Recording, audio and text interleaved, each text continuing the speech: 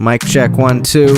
Peeps, welcome to another podcast. Welcome back to Chronicles of a Plumber. We're officially here in the studio. I'm doing my 5th podcast from what I understand.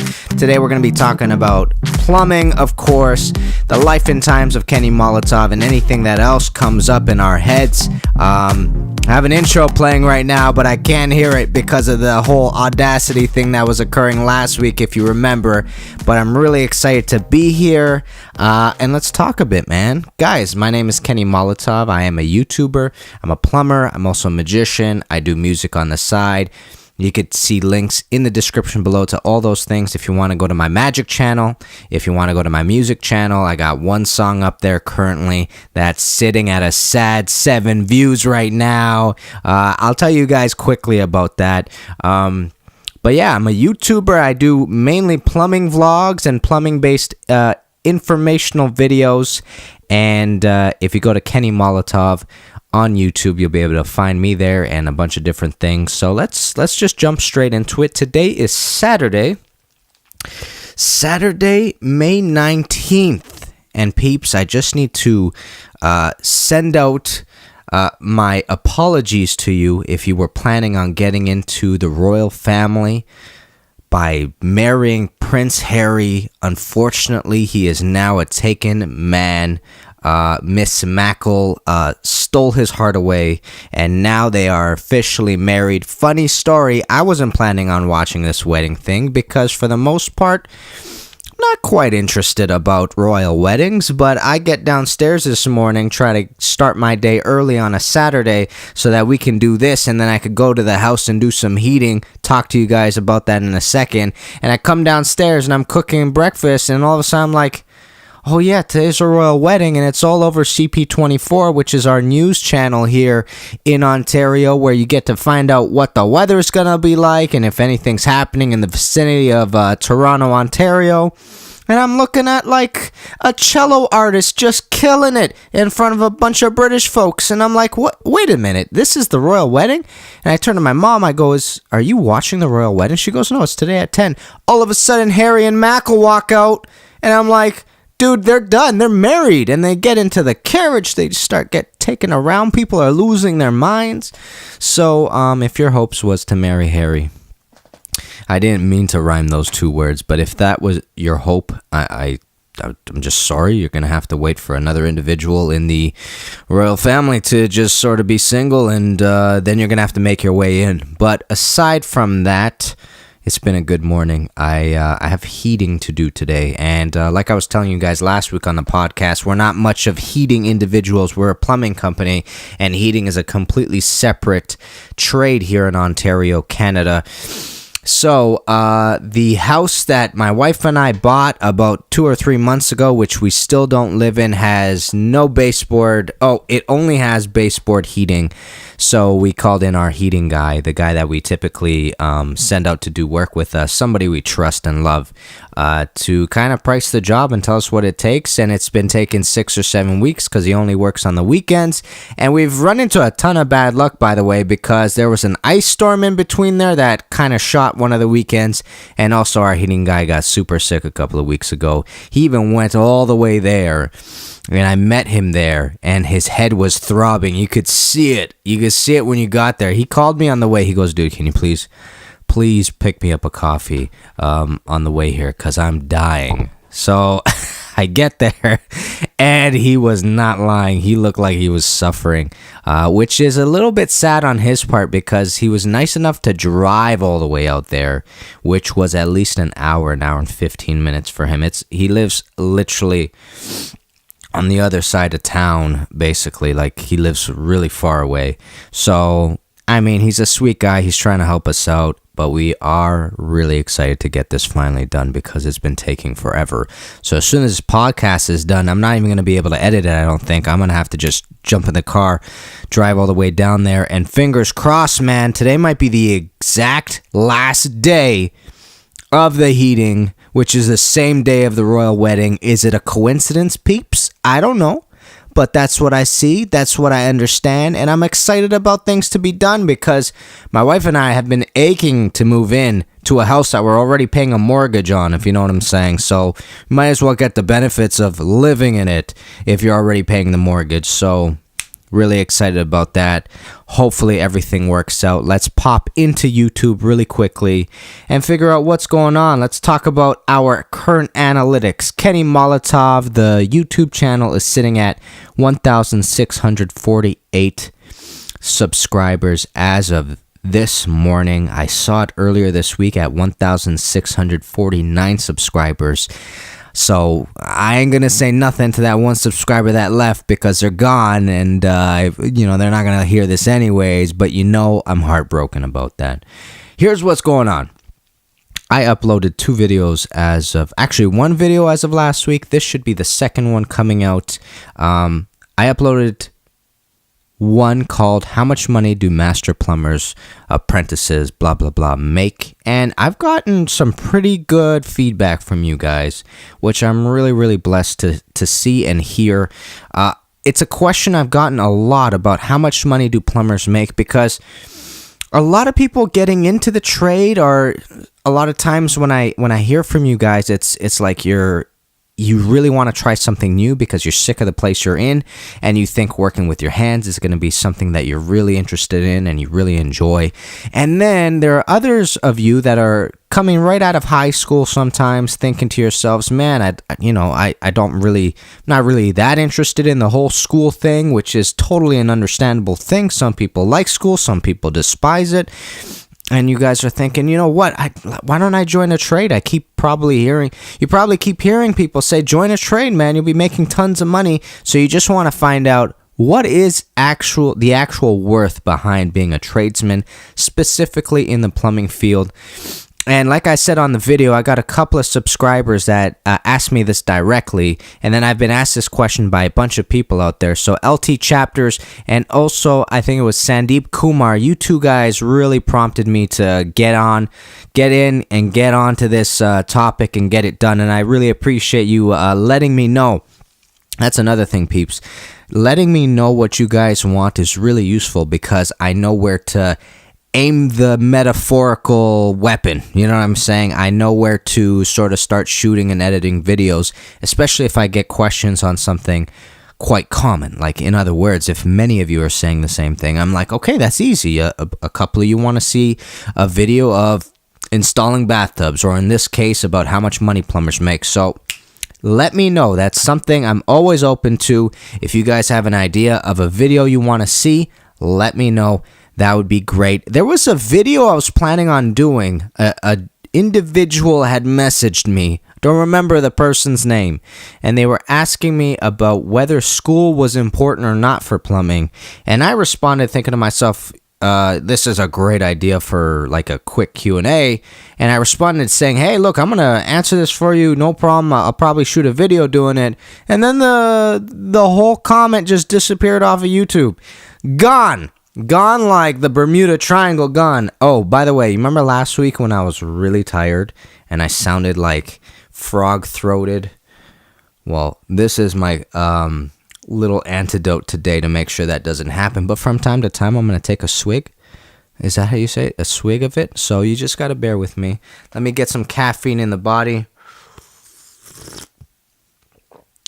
Man, caffeine is like super crucial for being able to do anything at 8:59 in the morning.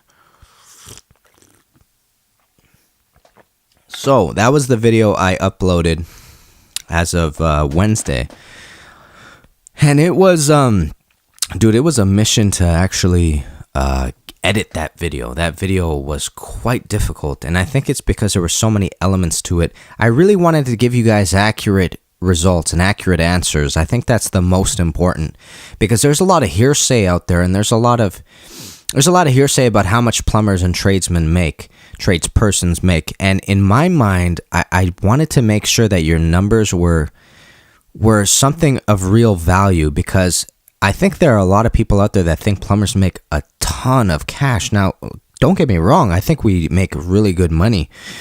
especially once you're licensed and you have your ticket and you're working in a company for many years, man, as soon as you establish yourself, you're sort of in a good position where you're making 80 to 90K, like very healthy wages. But I think some people are under the impression that every plumber out there makes $150,000 to $200,000. And I wanted to debunk that for you, because there are plumbers that are doing that, but it's very specific types of fields, very specific types of setups for those individuals. And actually, I had a really interesting conversation. I had a comment from a gentleman out there from San Francisco, which I'm going to read to you guys because it kind of blew my mind. If the numbers that this individual was saying are true. This is Kyle Fogel. Kyle, if you're watching, thank you for this awesome message, because these are mind-blowing numbers. So Kyle was saying that union apprenticeships, if you're lucky enough to get in San Francisco Bay Area, starts at $28 an hour. That's just the apprenticeship.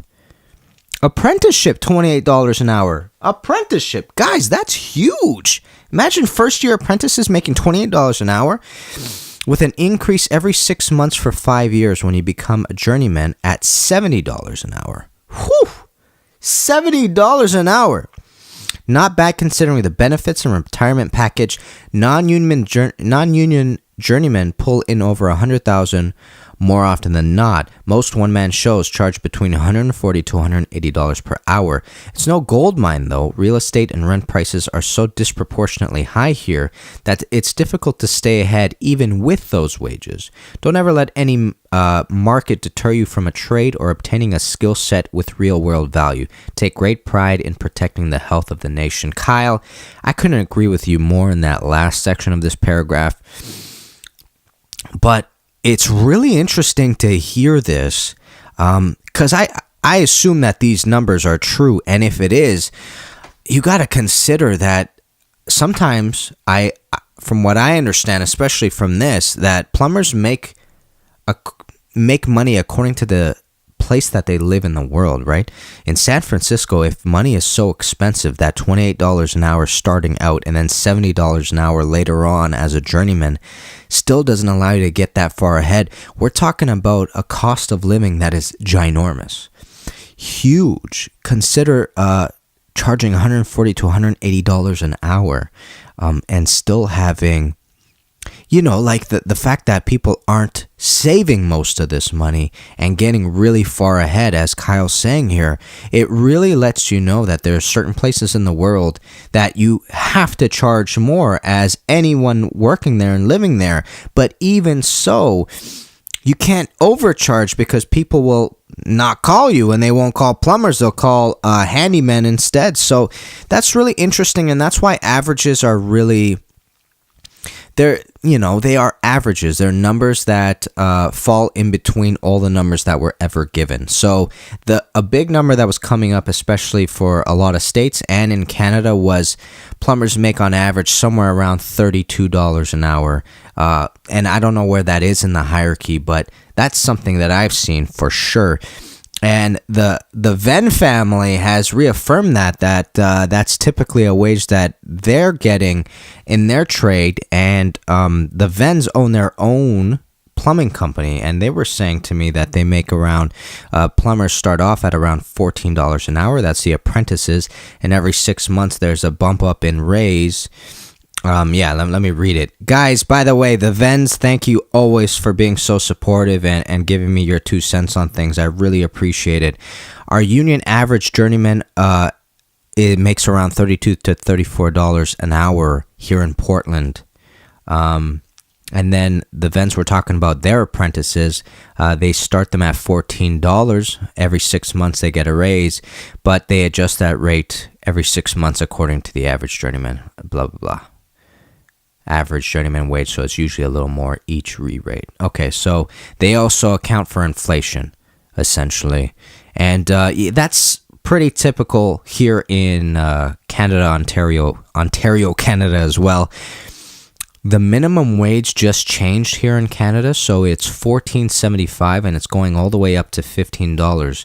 That's the aim of the government. So I don't think plumbing apprentices start off at $15 an hour anymore, which is where I was at. I think it's a bit more than that because of that. But yeah, it's very, very similar, and I've definitely seen people that make around $32 to $36 an hour. I make $30 an hour, as I said in the video.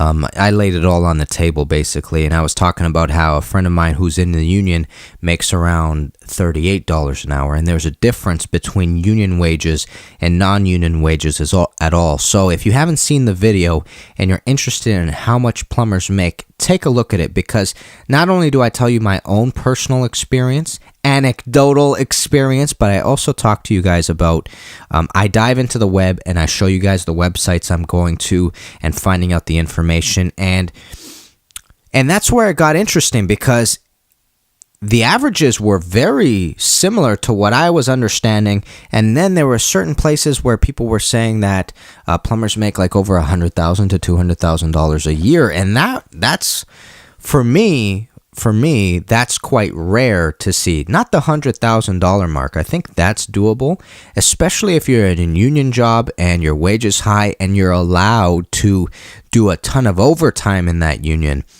I think you can get there quite easily, as a matter of fact, but it's the $200,000 mark that I think gets really, really difficult to get to, in which case you have a system in place that allows you to get there, aka like a company, a plumbing company, where you have multiple job sites working at the same time, etc.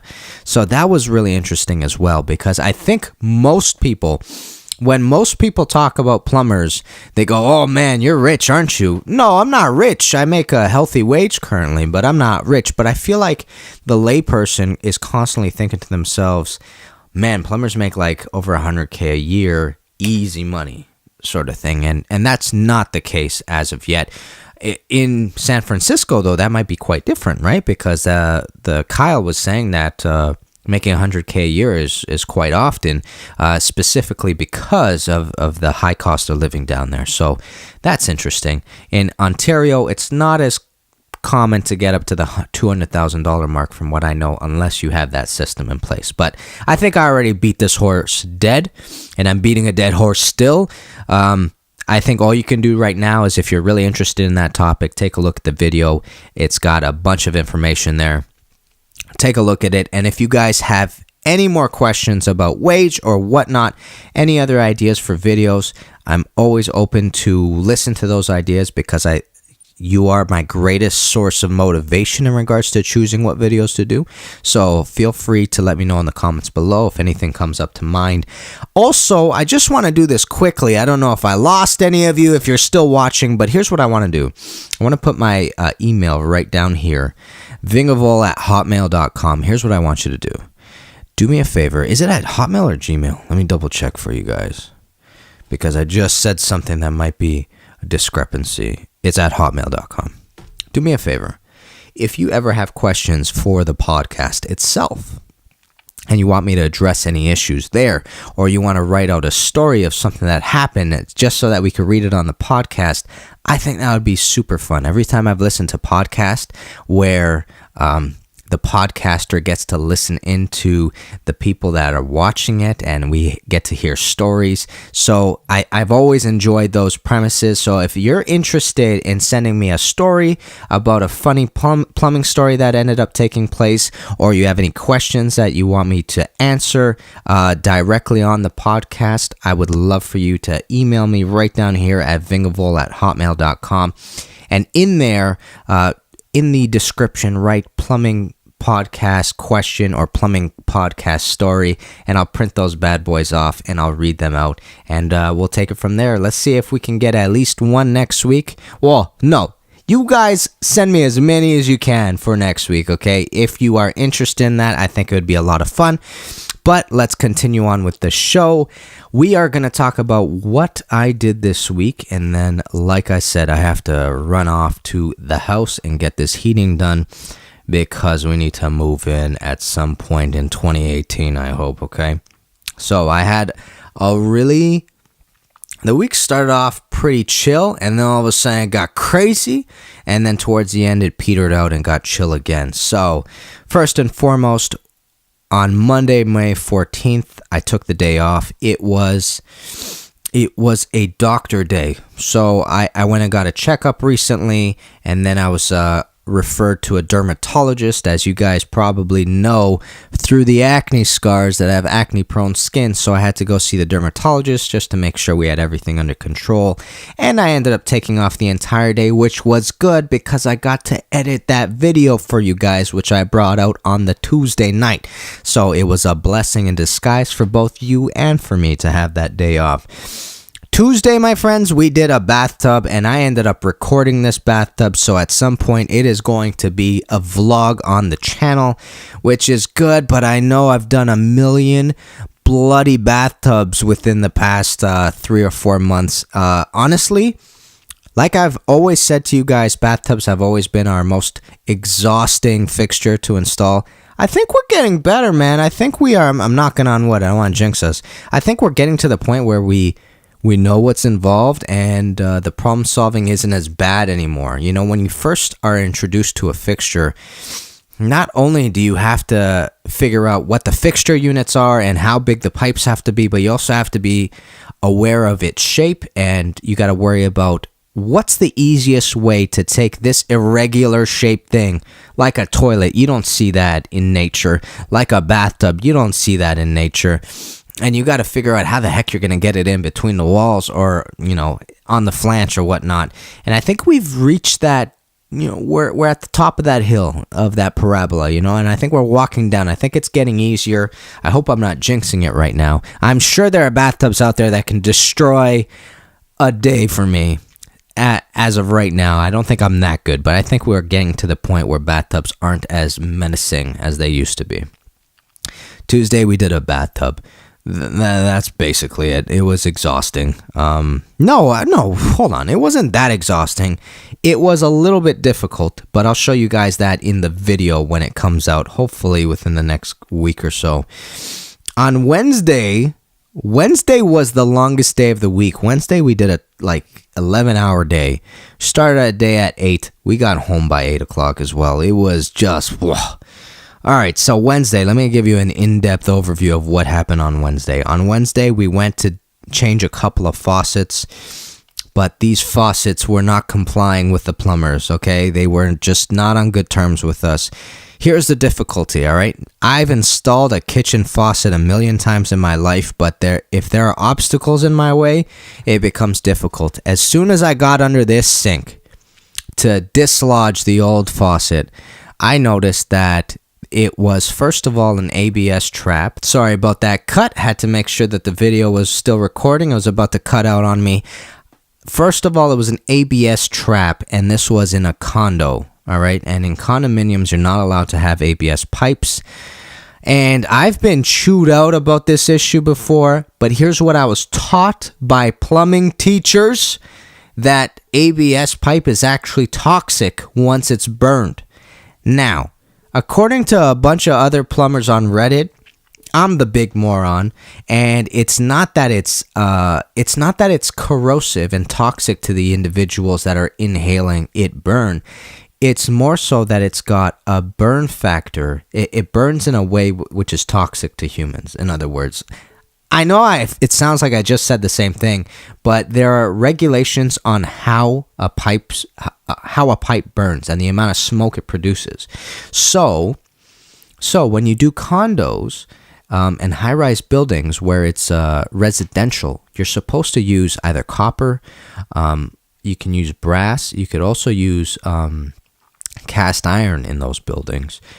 But if you're going towards the plastic side, you got to make sure that it has a smoke rating of a specific type. So we have to install XFR pipes in condominiums, not ABS pipes. So I know that was a really roundabout way of saying black pipe is not allowed, but I got chewed out one time, and I'm like, all right, relax. It's basically the same thing. You're not allowed to install it, period. Nonetheless, the first thing I saw under there was an ABS pipe, and there was a bit of a red flag for me, because right off the bat I'm going, who's installing these pipes inside this condo? And on top of that, you can only tell really the tenant. You can only really say, look, this pipe's not allowed. You're going to have to change it at some point. I don't have the authority to just change it just for kicks, in other words. I don't think that's in my job description. If the lady wanted it changed to be according to code, yes, I can do that. But I can't just, start cutting ABS pipe just because I feel like it or because it's morally correct. Nonetheless, the big red flag about this ABS pipe was I went to dislodge the drain. I went to take out the union trap that it had, and I look at the union trap and it is glued together. A union trap. I don't mean a trap that you glue together. I mean a trap that has a union fitting that you thread so that you can take it out and clean the trap. That's the whole point of a union trap. This was glued, bro. It was glued and it wasn't coming off. So I'm underneath the sink. I have to access the old faucet that's there. And the first thing I'm doing is thinking to myself, how do I make my life easier? That's always the most important question as a plumber. Two most important questions as you embark on any job is A, what are the big red flags I got to worry about? Is there any way I can cut a pipe that is live right now, and how to avoid that? Or are there any corrosive materials around me and how to avoid that? Safety is always first. The second one is, okay, if I'm safe, how do I make it easy for myself? So I'm like, okay, I'm going to take off this drain so my little Mediterranean Russian looking body can get under there and dislodge this silly faucet. Lo and behold, it's a glued trap that I ain't going to be able to access or take off, because if I take this thing off, it's probably going to break. It's probably going to rip into pieces that I don't want it to rip into. And then I'm going to have to turn to the tenant and say, sorry, madam, your faucet, your drain sucks. I got to redo it. And she's already worried about money. And it's like, okay, let's just not go there. You know what I'm saying? I don't want to make it a harder day for the lady. I don't want to make it a harder day for me, because now you got to explain why you had to take off the thing. Blah, blah, blah, blah, blah. Not only that, peeps, we have another obstacle in our way. There is also a nice little shelf underneath this thing. Really cute. I thought it was really well made. But the shelf is screwed into it. You just can't take it off. You got to take a power tool to it to screw it from 2-3 sides, take it out, and I'm going to myself, my goodness. And this thing is behind the drain, so the drain's obstructing this thing. In other words, if I were to get my little Mediterranean body underneath this sink, I'd have to stick my head under the drain, and I have like a 2 or 3 inch section between the drain and this shelf that allows for visibility for me to look up at the faucet I gotta uninstall. And that is exactly what Kenny Molotov had to do. I got my body under there. I started uninstalling this drain with this 4-inch visibility little section. Took it off, take it out, and then I gotta put in the new one. And the new one, it's a 3-hole. It's a 3-hole kitchen sink. So some modern kitchen sinks come only with 1 hole in the center. It's a very modern look to take a faucet and just stick it in this 1 hole so you don't have a plate. But it was a 3-hole kitchen sink. So what we had to do was put a plate. Every time you buy a kitchen faucet, it'll come with a plate as an accessory, so that if you do have a 3-hole faucet, even though the stem of this new faucet is just 1 stem, not a 3-stem piece, then you can cover up the extra holes.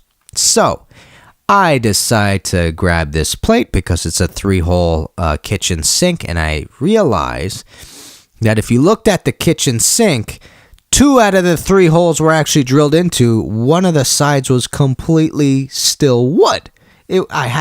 So essentially, I had to go get the power tool to drill this bloody thing. So it was a little bit of a half-assed job the first time that it was done, but nonetheless, had to drill that bad boy, had to put the plate in, had to secure it up to the countertop, which was actually in good shape. So that was a blessing in disguise. So it was in good shape, and I secure it and I bring it down, and then I have to connect everything. But guys, this took me an hour, man. Normally this is like a 15-minute job if everything is not obstructing me. This took me an hour to do because I have to get in there in an awkward position. And not only is it 4 inches of visibility, it's also 4 inches for my arm to be able to get in and start tightening these things. And there's nothing more difficult than tightening something while you're laying down on your back and it's right above your face, because a big problem with that is that, God forbid, your tool slips out of your hand. It's gonna blast you in the face. And let me tell you, my dad and I have been blasted in the face with plenty of adjustable wrenches, and those things are always heavy, boy. They hit you, they leave a mark, man. So it's always something you gotta worry about. It's an occupational hazard. Good morning to you. So as I was fighting this kitchen faucet that morning, my father was in the washroom of this same unit, and he was installing a new faucet there for the vanity. But on top of that, he had to also install the PO plug, which is the fixture outlet pipe of the vanity sink. I don't know if that means much to you. It really depends on whether those words are used in your plumbing courses or not. But Dad had a hard time. He was fighting with that as well, because nothing was, I don't know, you ever go to a job site and everything is bloody just giving you a hard time? Like it's got a personality of its own of, who is this guy touching me? Get off me, sort of thing. So he was in there fighting with that. I ended up finishing this kitchen sink an hour later, and Dad was still struggling with this stuff.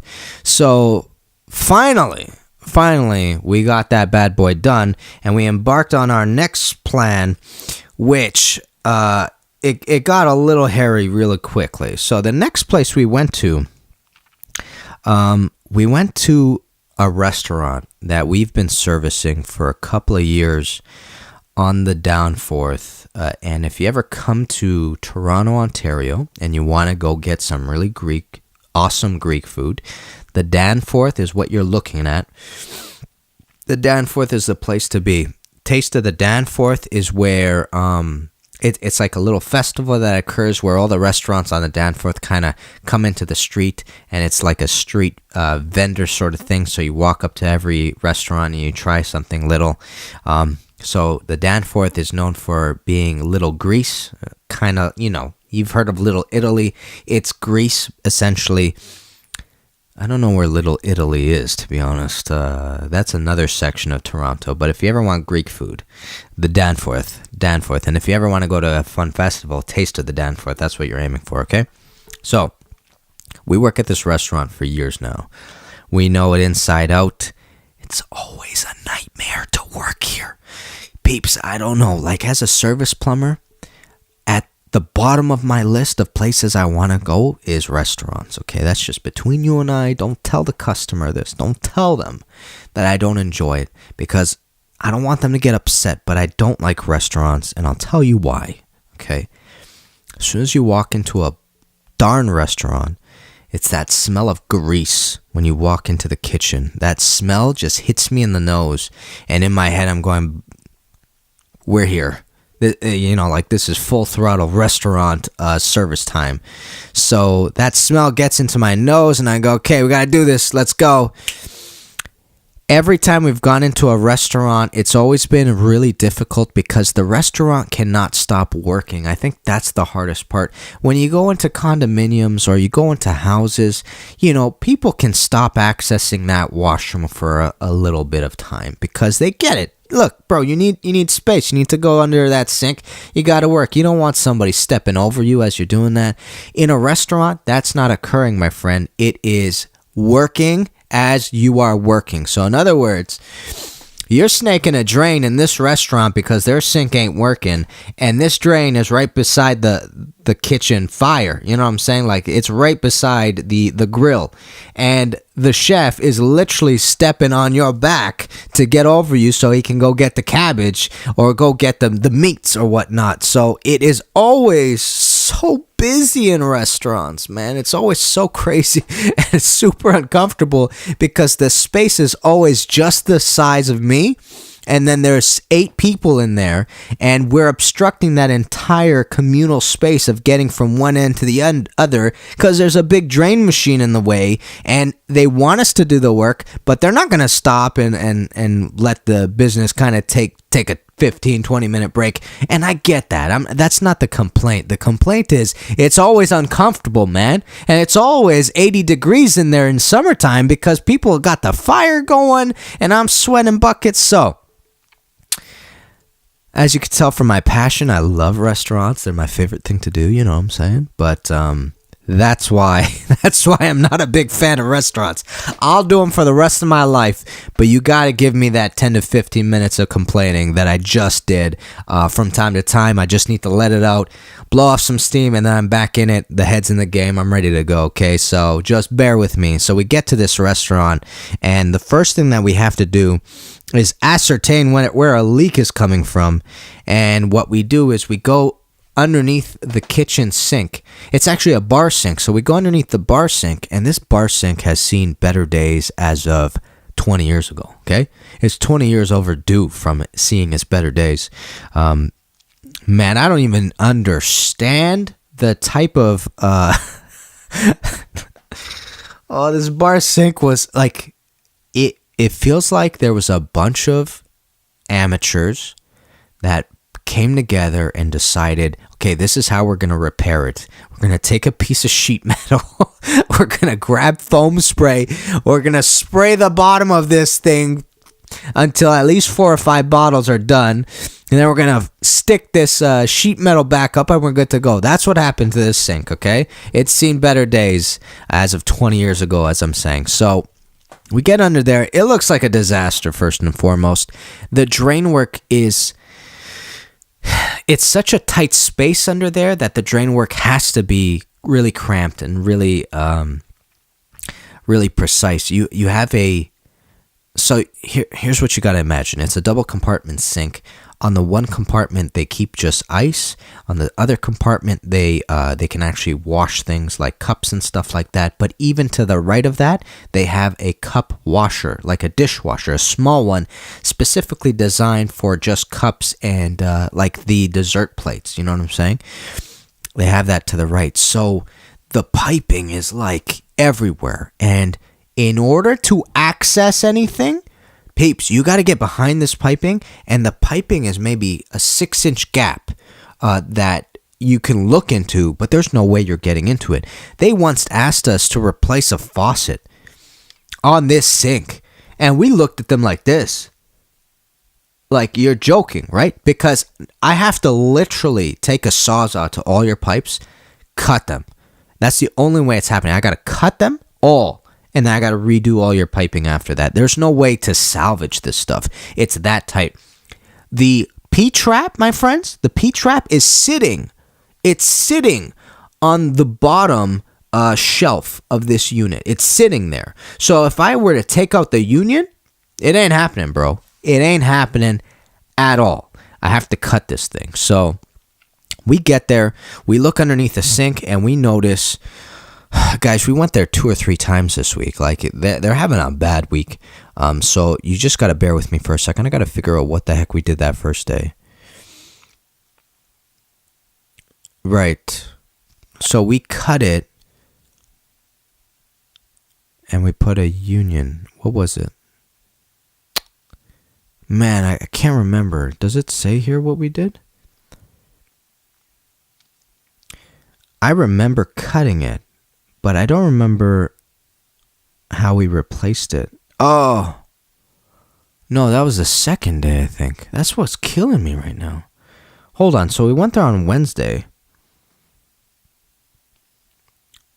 And then Thursday, we went again. And then yesterday we went, oh my God. Okay. Huh? Oh man, peeps, I know. I'm sort of blanking right now because we've been there so many times this week. It was like a joke. Alright, so we got under this kitchen sink and we had to do a repair of some sort because it was leaking to the basement below. Oh, Kenny Molotov remembers. And I think it's the caffeine that's helping me, man. Alright, let's embark on this story. I know what happened. Here's what happened. We get to this bar sink. And it's clogged. That's what happened. It's clogged, bro. We went there on Wednesday with 2 different snakes. We went there with our K39, which is our handheld snake that you do for small drains that are 1.25 to 1.5 inches, and usually most drains that are below that. And then we also brought the K1500 for a bigger drain. So get this, okay? So we get to this sink, and it's clogged, right? It's the way it's working is you're running it on one compartment and it's going through the trap, but it's coming out the other compartment and it's just making a disaster. It's just making a mess over the floor. And if you go down into the basement where the washrooms are, you'll notice that it's leaking from the ceiling of the men's washroom. So that's exactly where the pipe is. So Dad and I go, okay, here's what we're going to do. We're going to go access the source of this. We go downstairs into the basement because we know where that pipe ends up and it's got a clean out in there. And we start snaking in there. And then we come to realize, wait a minute, we might have bypassed the entire clog because we're that far down in this stack alone. So we're like, okay, let's go back up and try to access this. Now, here's the problem. Because I told you this entire kind of web of piping under here is so hard to access. Oh, nice. I just got a message from our heating guy. He'll be there in an hour. Okay, good, peeps. We're good for time, man. We'll do a couple more minutes of this. So anyways, remember I told you how the webbing was a disaster under there? So the piping is a disaster in there. It was a web, it's like a spider web of stuff. The problem is that it's really hard to access the trap because it was sitting down on top of the shelf under there. So there's no way to even take it out from the union that it's at. So we decide, okay, here's what we're going to do. We tried it downstairs, ran the drain, same issue. We came upstairs. We attempted to put the small snake through the PO plug or the basket strainer of this sink. And the thing is, we have a drop head on it. And a drop head is literally a head that moves up and down. And the reason why you have a drop head is so that if there's a hole that it's coming to, let's say my hand's the hole, what's going to happen is as it comes across this hole, it'll actually pivot down with gravity. And that's the best part about it because a lot of times you're trying to access this pipe. So it'll pivot down because of gravity. And then as you push the snake in, it'll just continue down rather than without a drop head. What it'll do is it'll just go right across the hole you're going to. So it has a drop head, but it's a bit thicker, so it won't fit through the PO plug. So we decide, okay, let's take this whole thing out of the snake, flip the snake around, and put it in from the other side, and that's exactly what we ended up doing, my friends. But guess what? After we did that, we came to realize it ain't going anywhere. It ain't going anywhere at all because you need that drop head function for it to go where you need it to go. It's got this awesome maneuverability that the other side of the snake doesn't have. So we're back to plan B, or we're plan C at this point. And we're like, Sawzall, cut this stupid pipe and put in the drop head side. And that's what we did. We cut this thing and we put the thing in and we started snaking in and finally we unclogged it. But here's an example, a perfect example as to what the problem solving aspect of plumbing is. You're going to run into situations that, and like, in the back of your head, you're trying to make your life easier, right? And in order to do that, you're trying to figure out where should you start snaking from, which side of the stupid snake should you be using. And at the end of it, because you were trying to use that as an obstacle, use that as a marker of what you should be doing, which is making your life easier, you end up spending an hour just doing that little drain itself. So nonetheless, it took us just an hour to do that drain. Finally, we get that drain done, and we finally have the pieces to reconnect it correctly, and we're good to go. We test it, looks fine. We go do the K1500 call, which is in the other section of this place. And the 1500 call was more of a maintenance thing rather than a actual drain issue. So sometimes restaurants, it's actually in their best benefit to do maintenance things like this, like once a year, get the plumber in to snake it and power wash it, and do that in the opposite order. Power wash it. Oh, sorry, no, snake it. Snake it, make sure your drain's clean, and then power wash it so that the power washer can wash the walls of these pipes, because they're basically primed with grease. There's so much grease going through these pipes that the grease interceptor could only do so much, you know what I'm saying? So that's what we did. We did a maintenance snake of this, but in order to do that, you got to bring the snake into this small, tiny little restaurant, and the guys are stepping over you and whatnot. And not only that, as soon as we started snaking, two guys came in. A guy who cleans the grease interceptors came in. Hold on, mom's calling. So as soon as we started snaking this drain, a guy who cleans grease interceptors shows up, and he wants to get in and clean the grease interceptor. And we're right beside the grease interceptor. You hear me? So we're like, dude, we're so sorry. Can you just give us 10, 15 minutes?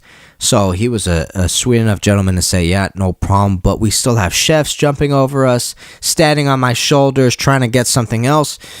The coil goes all the way out into the street. You can't even bring the entire coil inside this restaurant, man.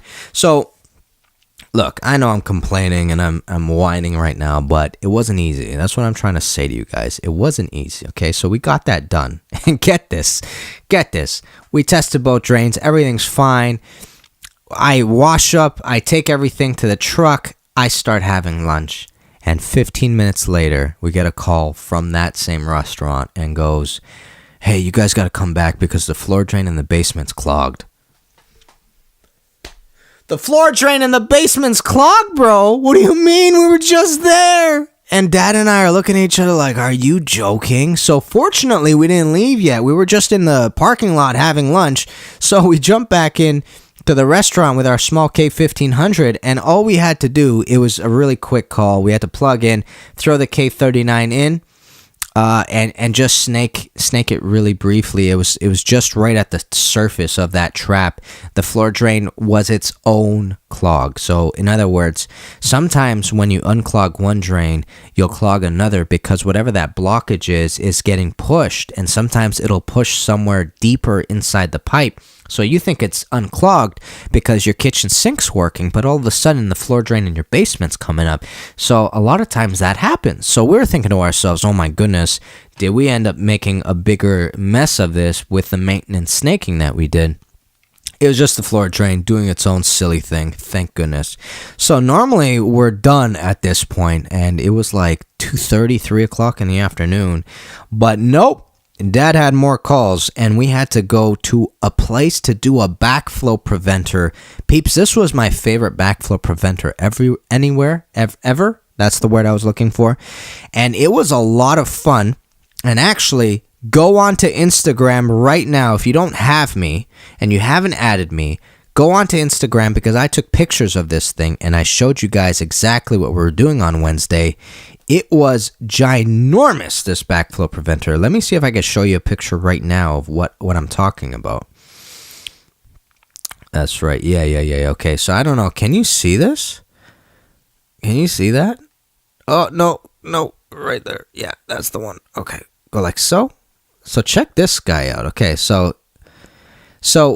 this is the way the unit was when we first got it. This is one check valve. And there's a check valve on this side as well. And you see this metal piece coming up this way and coming up this way in between them. This thing actually holds those two check valves in place, which is so cool. And in the center, you have a spring.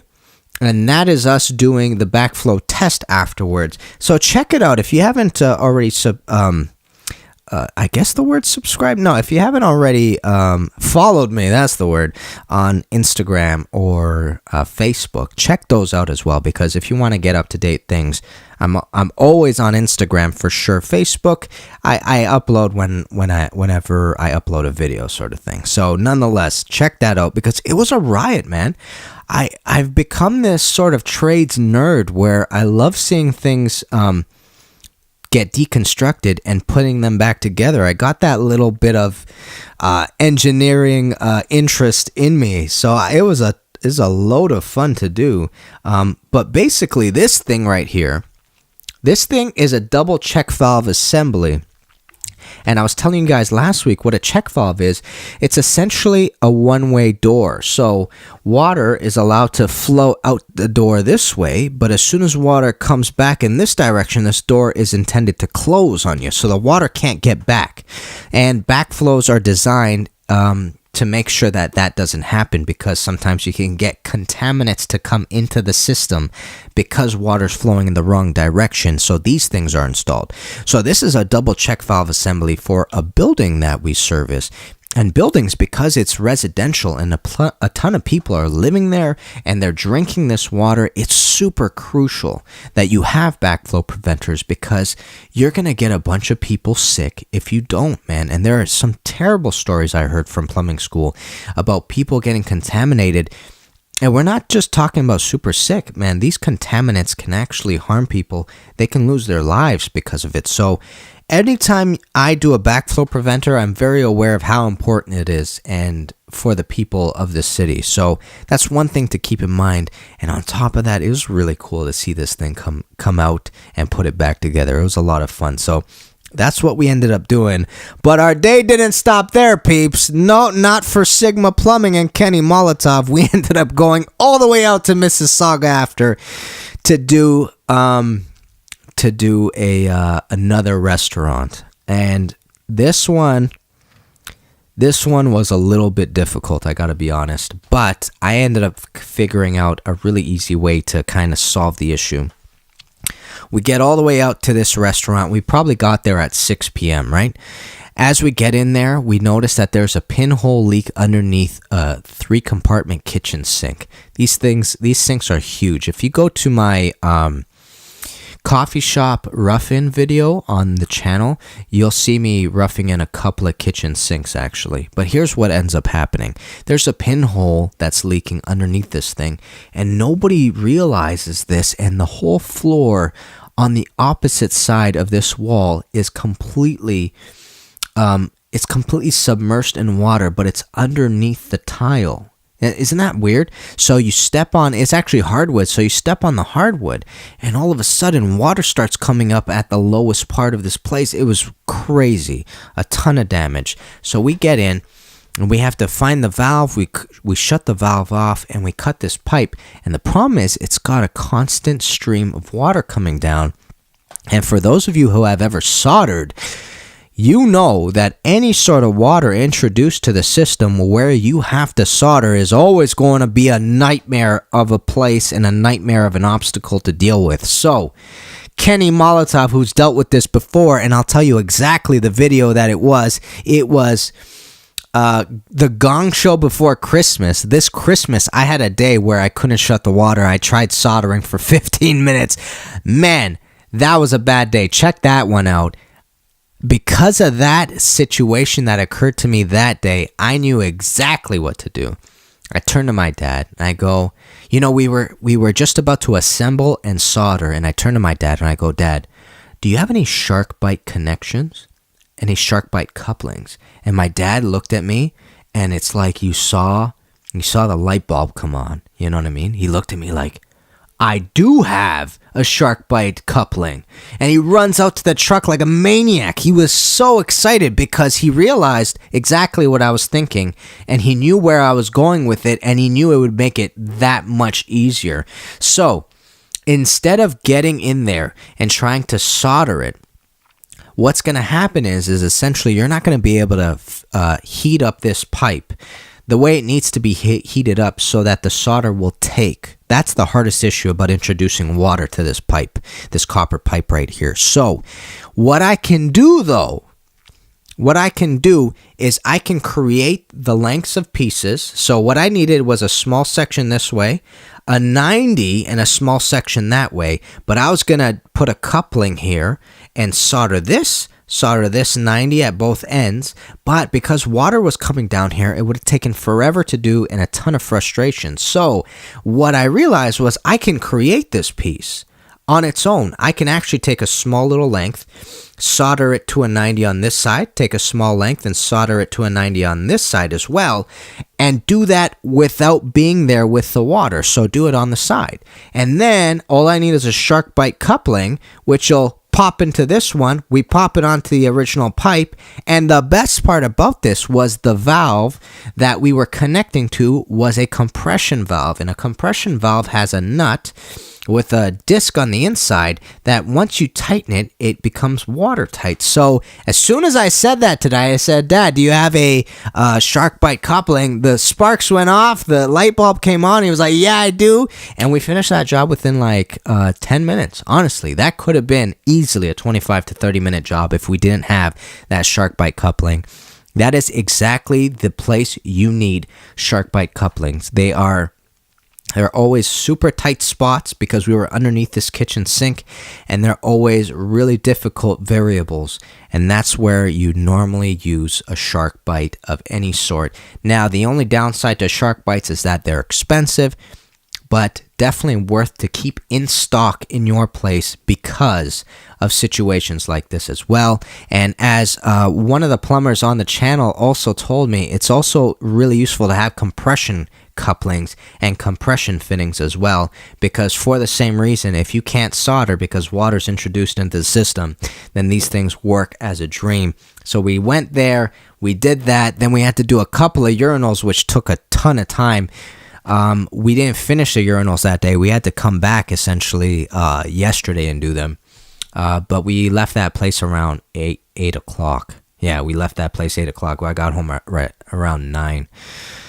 So that was a mission of a day, right, peeps? The following day, very briefly, we ended up going to, it was a much more chill day. We ended up doing a small little sink, like a tiny little, almost like a dentist sink. These sinks are tiny. They're like 6 inches across and 24 inches wide. I should say 6 inches wide, 24 inches long.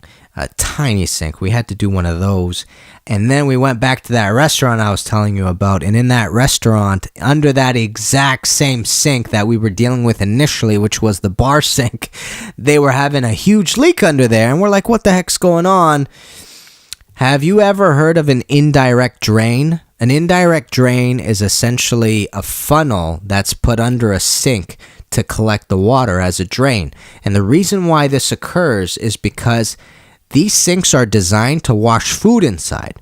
If water backs up into this sink, you're contaminating the food, and sometimes you can't just wash these contaminants off because it's really, really soiled water, for example. So they created something called an indirect drain, which is a specific type of funnel that goes underneath this, so that if water backs up, it'll back up out onto the floor. It won't actually get back into the sink. That's the design of this thing, right? So essentially their indirect drain was bootleg. I don't know who put it in, but it was incorrectly installed. We had to go install an indirect drain. That's what we did. It was tight like last time, but not as much of the smell of grease because we weren't unclogging drains, but their indirect drain was basically broken, and that's why we had to do it. And then yesterday, my friends, we did a camera inspection. Then we snaked the same drain that we were inspecting. The lady had her drain clogged 2 or 3 times within the past couple of months, so she was a little bit worried that there might have been roots. What we ended up doing was sending the camera inside and realizing that she has a building trap. A building trap, I think I've talked to you guys before about. It's a really old system, and they don't essentially put building traps in anymore. It's basically putting a P-trap on the entire house so that sewage gas doesn't get into those pipes at all from the manhole outside.